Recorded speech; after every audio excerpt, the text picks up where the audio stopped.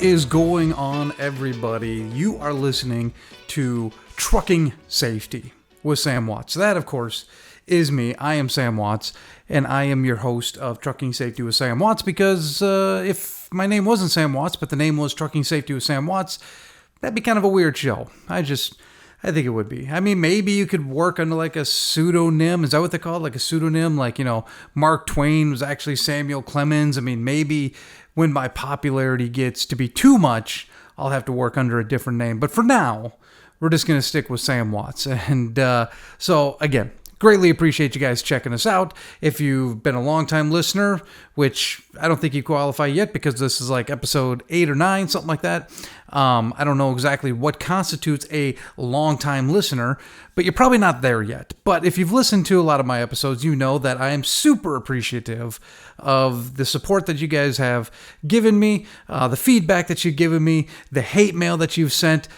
Really not necessary, Mom. Okay, could have just called. But anyways, I do appreciate everything that you guys have given back to me and let me know what I could be doing better, what I'm doing amazing, which is really not too much. But hey, we're figuring this thing out. You guys are kind of coming on this podcast journey with me. I did host a podcast a long time ago with a good friend of mine called Sam and Kyle Rule the World. Spoiler alert, we never did end up ruling the world. That required way too much work, and that was just something that after we found out how much work it needed, we just lost interest, to be quite honest with you. But here's the thing too, and this, I'll let you in on like a little juicy trivia. So in case there's ever like a trucking safety trivia at your local bar, this might be one of the questions I ask, and now you know the answer. I've actually hosted two, count them, not one, but two radio shows. Now, one was in college, but I still count it because it was on the radio, even though like the signal was that of like a really powerful microwave. And so sometimes even the dorms couldn't pick it up. But me and a buddy hosted the Wake Up Show. We started at 6 p.m. because we figured you're just waking up from your nap. We're college kids. We were not the smartest. But anyways, we hosted that. And then actually, there was a brief moment when I got out of trucking and I was actually in the woodworking field. And I ended up, long story short, hosting a radio show on an AM station called the Weekend Woodworker Radio Show. And that went for about 6 months before we decided to pull the plug on that one as well. So anyways, all that to say, I'm kind of a seasoned pro at this, okay? Not my first rodeo, but again, it's podcast, it's video. I've never had video with any of the other ones, so this is all kind of new. So again, thank you very much for coming along on the journey with me. I hope you enjoy it. Also along on the journey with us is our sponsor, Ewing Industrial and Safety. Super grateful to them. Okay, so here's the deal. And I've said this before. I'm going to keep saying it. If you have any sort of industrial needs, don't go off to like the big guys who don't even know who you are, okay? Go over to ewingsafety.com, or if you're in the Morris, Illinois area, swing into their shop down there and take a look at what they got, okay? Trust me, they can get you anything that you need, all right? Maybe not anything, but here's the deal. If they can't get you what you need, do you really need it? Okay, I'm just asking. I don't know if you do. That's how much stuff they can get you. I one time needed 100 crowbars. Guess what happened? A week later, in the back of a semi-truck, I had 100 crowbars show up on my dock. The guys were wondering why so many crowbars, and I just conveniently happened to be gone that day, so they were kind of freaking out a little bit because I kind of forgot to tell them about it, but they had them, okay? They were able to get me those crowbars. So if you need anything, head over to ewingsafety.com or give them a call, send them some letters.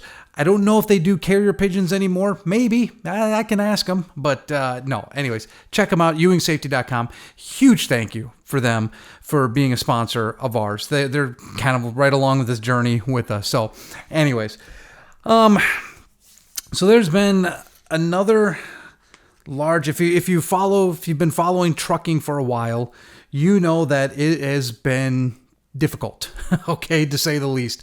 Rates have been low, diesel's been high, and there's just been a lot of companies that have gone out of business left and right. It's quite frankly, it's been a bloodbath. And I know that because I was a part of a company a couple of years ago that closed. I mean, it just wasn't doable anymore, and so we had to make the difficult decision to shut it down. And maybe someday on another podcast I'll kind of give you the full story on that, but it's not going to be today.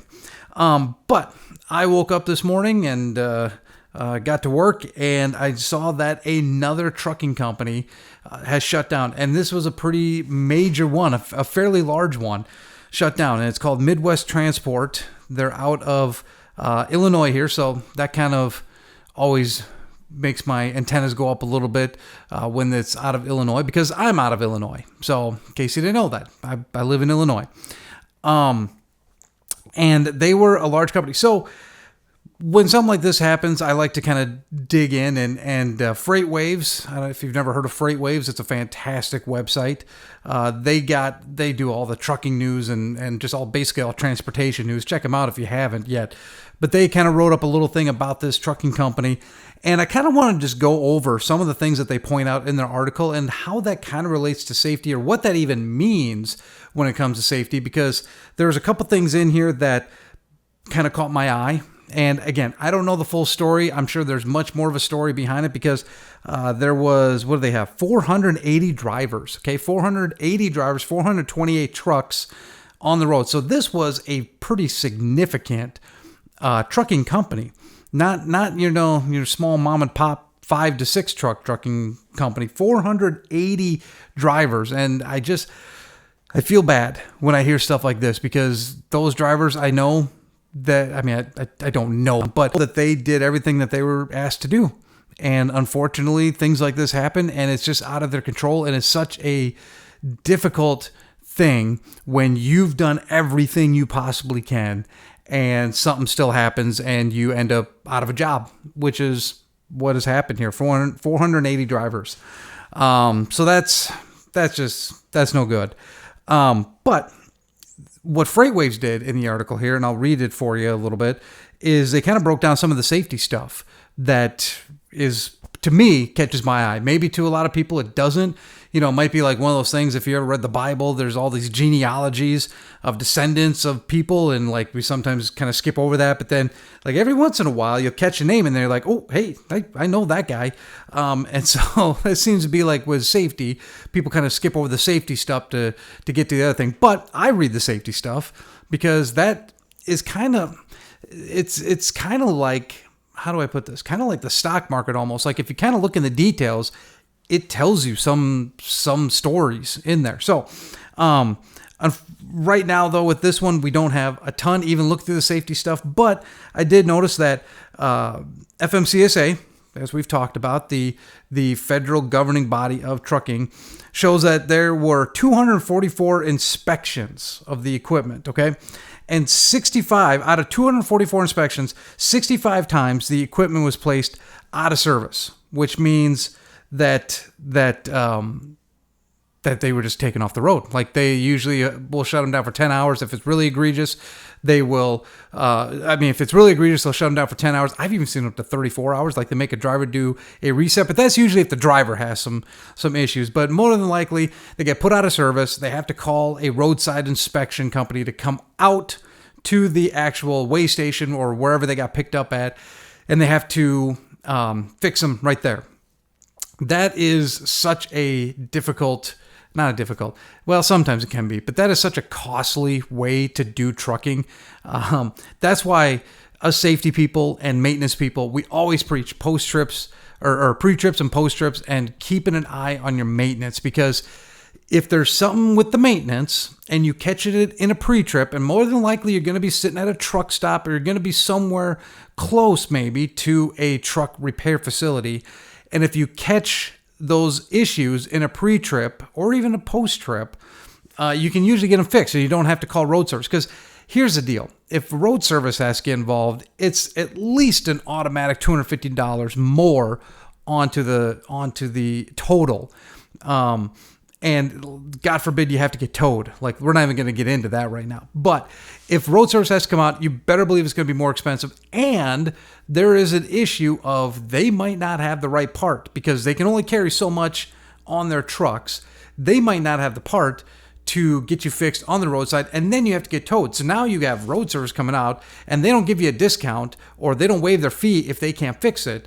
You just get to pay now the roadside fee and a tow fee. So that's why we always harp on do your pre-trips. Do a thorough inspection of your pre-trips. Yes, I know there are times that things will happen in transit and you just have to get them fixed. I get that. But if there's something going on and you get to a roadside inspection and they find it, most of that stuff, dare I say 98% of that stuff, could have been caught in a pre-trip, in a thorough pre-trip. And so that's why, like I said, we always harp on that stuff because that saves so much money and time. Because now instead of being able to move down the road, you're stuck on the side of the road or at a way station. And sometimes those, depending on where you're at, sometimes those roadside guys take hours to get out to you.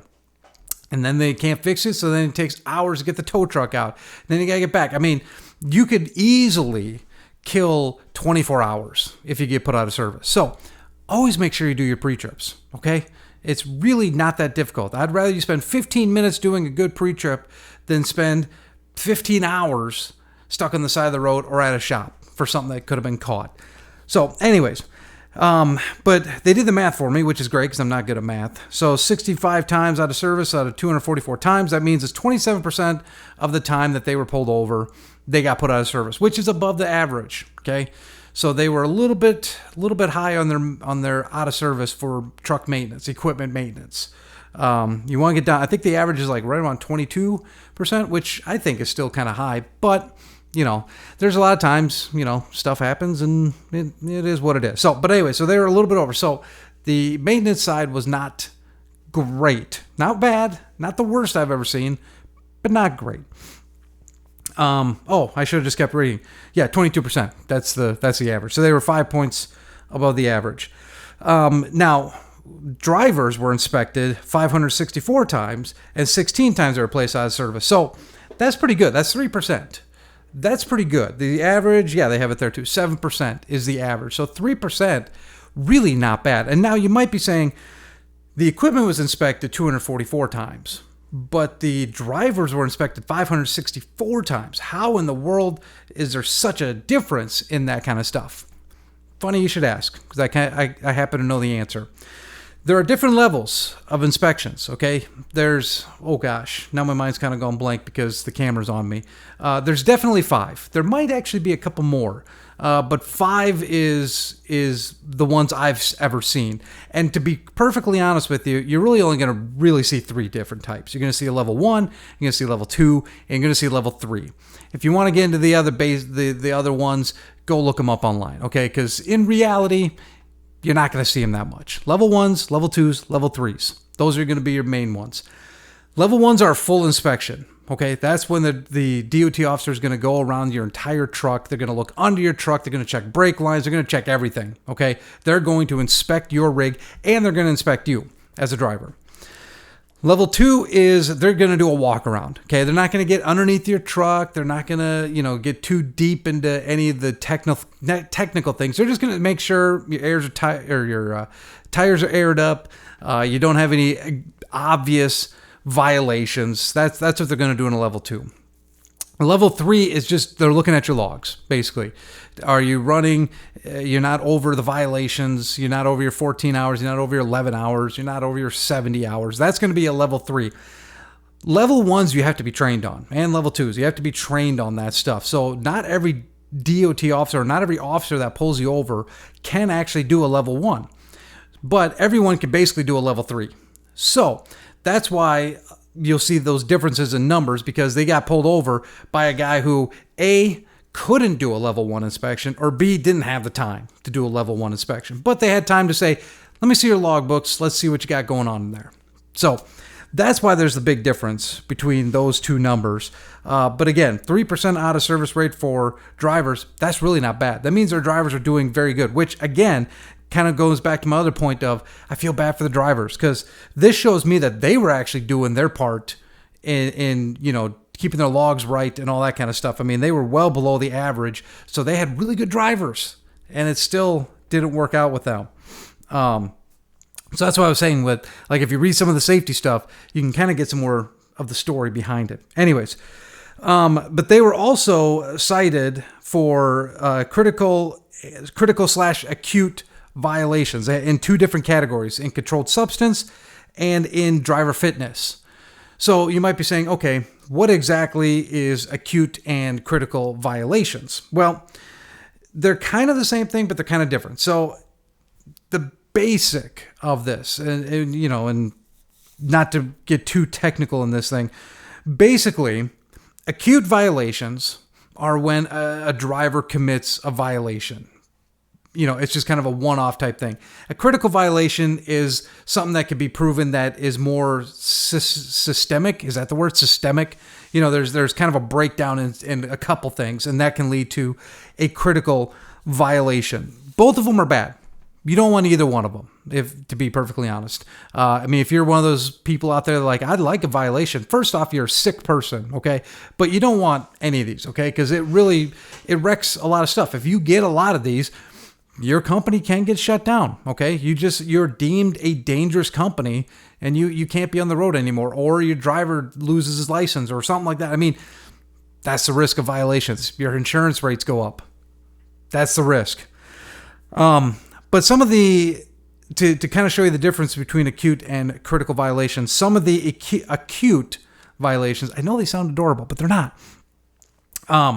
Allowing a driver to operate on a suspended or revoked license. So we talked about this a little bit in past podcasts, where the biggest thing that happens, at least that I've seen, there's not a lot of drivers out there that are willingly driving on what they know as a suspended license or a non-CDL. There's just too much risk in doing that. So I have seen a lot of drivers not necessarily doing that, like just saying, I don't have a CDL, but I'm driving. Now, there are guys that do that, but again, I haven't seen too much of that. What I do see a lot of is guys getting a new med card, and they forget to certify it with their state. And then all of a sudden they get to a scale house and they go, hey, you didn't certify this med card with the state, and the state now has downgraded your CDL. So instead of being a Class A driver, you're now a Class B driver, which means you can't drive a semi-truck. That's typically what the big deal is when it comes to any sort of CDL issues. It's a driver forgetting to do a step in it. Or, and this is really on the driver, he forgets when the expiration date is. You got to look at those expiration dates on your CDL and on your med cards. Those are the two things that you cannot let expire. There is no grace period for those things. So if you're coming up, I'm always amazed at how many drivers will call me and say, hey, I know it's Monday, my CDL expires on Friday, I need to be home by Thursday. I'm like, you really should take care of this before that. But to each their own, I guess. You're just willing to risk losing your CDL over. Anyways, so that's typically what happens. Or there's a suspension that they don't know about with their driver's license. That's what happens. Failing to implement, and these are like the top 5 from 2020, I want to say. Failing to implement a drug and alcohol testing program. So we're not going to get too detailed into drug testing right now because we'll, again, touch that at a later topic. But if you run a trucking company, you need to be in a drug testing program. They're everywhere out there. If you're not in one, that's because you chose not to be in one, okay? They're pretty simple to get into. And once you get into those, then your drivers are submitted to randoms. And then they have to take random tests and get those completed and get them back, okay? So if you're not in one of those, that is a violation. You need to be in one of those. And that goes with failing to implement a random testing program. Same thing. You're not in a drug consortium, so you don't get to do the stuff that's involved with that. You need to be in a drug program with that. Allowing drivers with more than one CDL to drive a commercial vehicle. You can only have one CDL, okay? And if you have a guy that you know has more than one, that's a problem, okay? Because there's something goofy going on there. So make sure that they only have one CDL. And then failing a random drug test, but still letting them drive. That's a big no-no too. You can't fail a random. If you fail a random, you got some more things you got to do now. Now you got to go in the SAP program, or a lot of times companies just cut the driver off and let them go. It's up to you. If you do fail a random, there are steps to get back behind the wheel, but It is not easy. So my recommendation, if you're driving a CDL, don't do drugs. Also, if you're living life just normal, like a normal person, you don't require CDL, don't do drugs. Call me old-fashioned. Oh well. But then you move to the critical violations. These are, like I said, a little more systemic, or what they deem to be a little more systemic. But the big one, again, this is from 2020. Big one is not using the appropriate method to record hours of service. In other words, not having an e-log system in your truck. If you're moving a truck down the road right now and it's past 1999, isn't that what it is? 1999 or older, they don't need it. But you got to have an e-log in there, okay? You got to have an e-log in your truck, and they have to be using it. Yes, there are going to be times when it goes completely haywire and something goes wrong and they have to run on paper logs. There is an exception for that. Not many, but there is an exception for that. But more likely, got to have an e-log. And if you don't have an e-log in a newer truck, yeah, you're gonna run into some issues with that. False reporting of driver's record of duty status. So yeah, if you're going in and editing a driver's logs for him to give him more hours, you can't. You should probably stop doing that right now. There are times when drivers will make a mistake and you can go in and edit that. But if you have a driver calling you saying, hey, I'm an hour away from my receiver or shipper and I got 10 minutes left on my clock, can you go back and change some of that drive time to personal conveyance or whatever? No, you can't do that. Okay. That's where the planning comes in. You got to plan these things. That's where it requires the driver and the dispatcher to look at all the loads to make sure that they have the correct hours that they can make it for that kind of stuff. Using a CMV that is not periodically inspected. So every truck has to be inspected every year. Has to go through a DOT inspection. Not like the roadside ones, but like actual, like with a mechanic. A qualified mechanic has to go through to make sure that every year that truck is qualified to drive on the roads. And if you don't do that, that's a problem. That's a violation. If you have a driver that jumps into a truck before their pre-employment drug screen is back, that's a violation. That's a big no-no. Okay, I know the temptation is there to get those drivers in the trucks, get them out there, making money. I get it. I understand that sometimes it takes time, but at the same time, if a pre-employment in my, the ones I've done, if the pre-employment is taking a while to get back to you, there might be a reason for that. Okay. I'm just saying. So don't jump the gun. Don't throw a guy in there, because if you throw a guy in there and he gets popped and it comes back that he actually tested positive for something or failed a random or is prohibited by the clearinghouse, that becomes a major problem for you that you really didn't need. If you would have just waited another day or two, you could have avoided all that. So don't jump the gun on that. Make sure you get all your paperwork back before you bring the driver in for orientation, and that way you'll be safe with that. All right. So that's kind of it. So again, I feel bad that the trucking company shut down. And again, the drivers look like the drivers did everything right on their end. So, but again, it's important to keep an eye on the safety stuff, because as you saw, they probably spend a lot of money on doing safety stuff, like, getting tows out there and roadside and all that kind of stuff. It's just money you don't need to spend. So anyways, if you have questions, comments, concerns about stuff like this, about anything with safety, if you have, just general questions about safety, like, hey, what should we do? How should we do it? Feel free to reach out to me. I'll put my email and all that stuff here on the screen, or I'll put it in the notes below or whatever. I don't know how I'm going to do it, but I'll do it. And that way you can reach out to me and all that stuff. So anyways, but until next time, I still have yet to figure out a good outro to the show, like a good catchphrase to send you guys off with a positive message. So I guess I'll just say, see you next time.